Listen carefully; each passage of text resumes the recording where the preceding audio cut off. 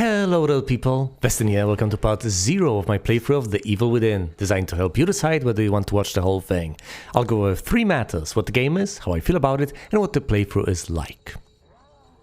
The Evil Within is a horror game, though not strictly and necessarily a survival horror one. Often enough, you can sneak past and evade or even ambush foes, but you can also just blast them to bits. Both approaches require skill to pull off, and you can mix and match largely at will. This isn't that far off from the few Resident Evil games I've played so far, though leaning more heavily towards action by giving you more resources. It is, however, unlike pure survival horror games like Outlast, where all you can do is sneak, run and hide. The story is delightful, twisted and dark. I won't dare ruin it for you. I loved playing through this. I've been fairly vocal about my antipathy towards Outlast, as overblown and unfair as it may have been to the poor game.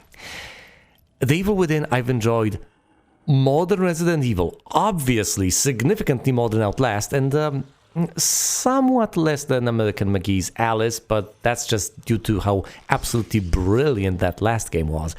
Much like Outlast and the Resident Evil games before that, I've started playing The Evil Within because I wanted to watch the wonderful playthrough by Warrior Chick, and I didn't want to choose between filling my head with spoilers or never playing the game myself, which would have been my only 2 options had I watched the videos before playing through the game. Once again, it was a wonderful experience. The plot and the pacing are outstanding. The atmosphere is infused with a brilliant cocktail of emotions. You get dread, despair, anguish, hope, determination, hatred, contempt, confusion. It's glorious. The game itself had 3 flaws that upset me. For one, I had to rebind some of my keys every time I fired the game up. Secondly, moving the mouse made it impossible to scroll through in-game documents, even using the keyboard.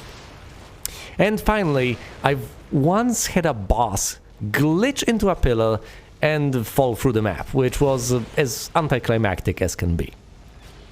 All of these flaws undermined my opinion of the game much less than you'd think.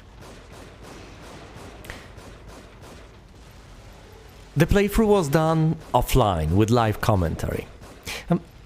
I always strive to make my videos sufficiently entertaining to watch, and with how much this game gave me to think and how much it made me feel, I think that bolstered my commentary a lot, though ultimately you'll be the ones to judge that. On a technical level, I've swapped my video card around midway through the playthrough, and while I don't think the footage before that was visually flawed, especially since the game is fairly old, nevertheless you may notice an improvement in smoothness.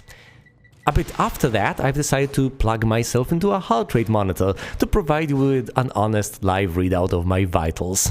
In case you ever got the impression that my emotional upheaval was affected and factitious rather than factual, the data is there for you to inspect. Though obviously one could claim it to have been manufactured. Enough about my pulse.